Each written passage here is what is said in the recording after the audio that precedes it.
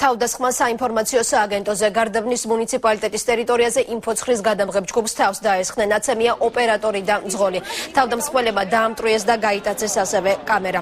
სააგენტოს ჟურნალისტი სოფო ზურაშვილი ამბობს, რომ ნაციონალური მოძრაობების აქტივისტები დაესხნენ თავს ოპერატორი ლაშა გელაშვილი კი სასტიკად ცემეს. გამოძახების მიუხედავად საპატრულო პოლიცია შემთხვევის ადგილზე არ მისულა. ადგილზე ნახევარი საათის დაგვიანებით მივიდა სასწრაფო სამედიცინო დახმარების მანქანაც, რომელმაც ნაცემი ოპერატორი საავადმყოფოში გადაიყვანა. ამ დროისთვის ფაქტზე მოკვლევას კრიმინალური პოლიცია აწარმოებს.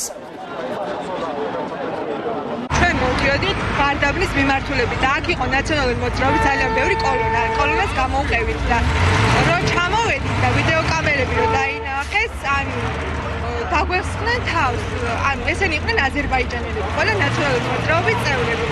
დაახლოებით ძალიან ბევრი მანქანა იყო და დაახლოებით 50-მდე კაცი იყო და ჩემ ოპერატორს უმოწყალოდ გაუსწორებენ. გარდაბანი გადავიღე, აქ რო არის რაღაც აბრა ესეთი დიდი და რატო იღებო და კაი მა აღარ ვიღებ, მე კი პროსტა მაინტერესებდა სად მიდიოდით ხო და ეს თქმა იყო და იცი რა მიქნეს. ერთი 15 კაცი მირთყავდა კამერა დამიმტრიეს, წაიღეს, კაროჩე მე ხომ მაგრამ ცემეს, ძღოლი ცემეს, შეუვარდნენ ერთი იქიდან მხრიდან მეორე აქედან რო არ გადასული ხო ან გაქცეულიყო და ისიც მაგრად ცემეს რა.